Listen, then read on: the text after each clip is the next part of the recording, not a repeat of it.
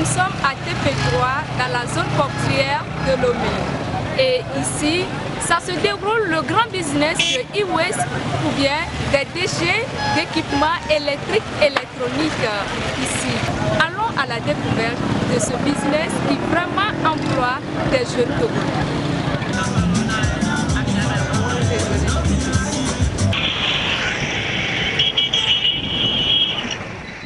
L'ambiance est toujours au maximum.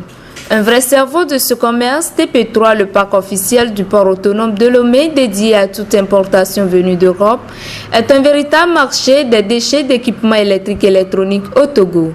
Ici, on trouve tout type de matériel, des ordinateurs, des postes téléviseurs radio, appareils ménagers, téléphones portables, bref, tout qualifié de seconde main venu d'Europe.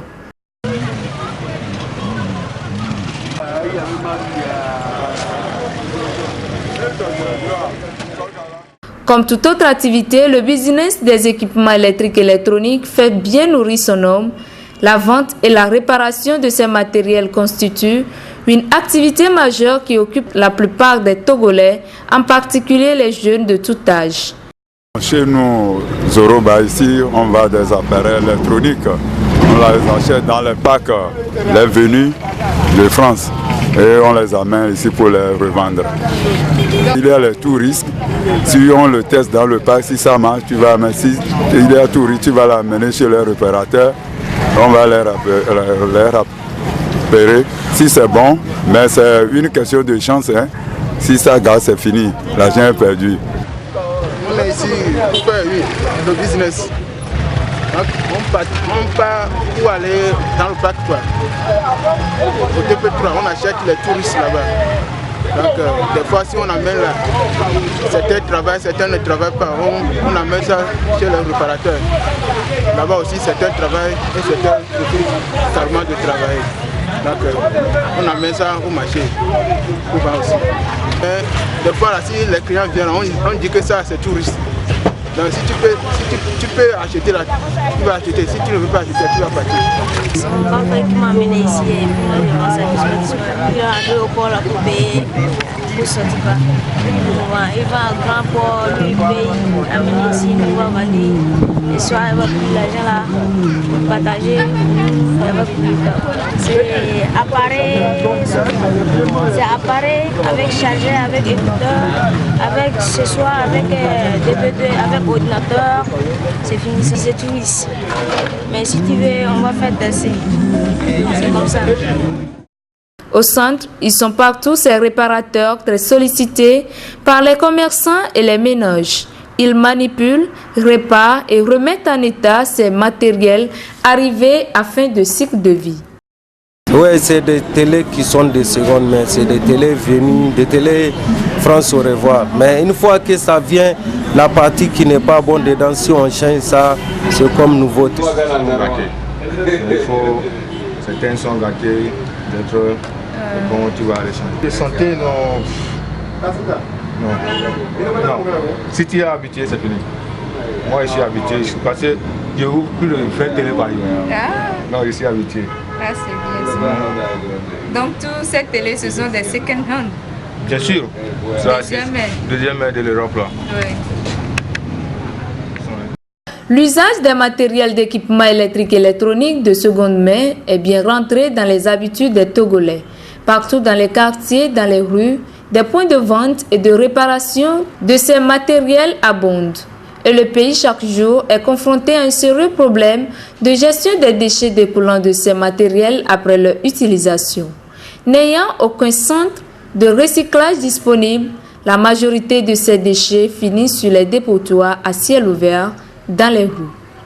Actuellement au Togo, nous pouvons dire qu'il y a plein de déchets qui sont stockés dans les différentes entreprises, ateliers de réparation et autres.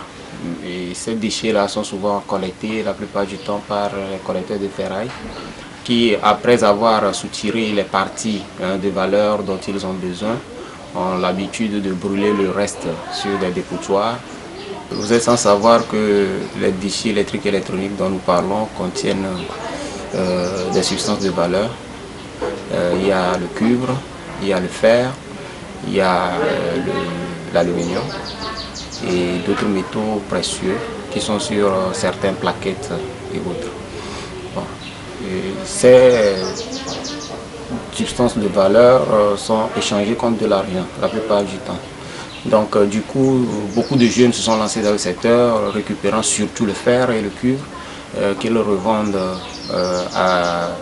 aux Libanais et autres qui sont à la recherche de ces métaux précieux.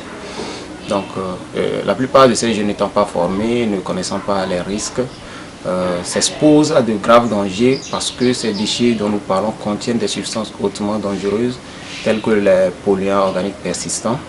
Ce sont des retardateurs de flammes souvent brumées qui sont dans les circuits imprimés, bien sûr des plaquettes.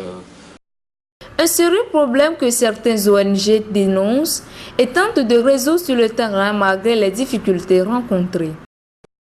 Nous sommes ici dans les locaux de l'ONG ASDI, une jeune organisation qui fait la collecte des déchets d'équipements pour le recyclage. Un travail pas du tout facile qui suit tout un processus selon les responsables. C'est l'atelier de démantèlement et de réparation. Donc une fois les déchets collectés, souvent quand il s'agit des déchets des institutions, nous essayons de voir ceux qui sont récupérables. Donc nous avons des techniciens qui les réparent. Et le processus de collecte au niveau de la SDI intervient selon plusieurs phases. La première phase est la phase de visite et d'identification des déchets. Et une fois les déchets quantifiés, nous prévoyons le moyen de transport adéquat.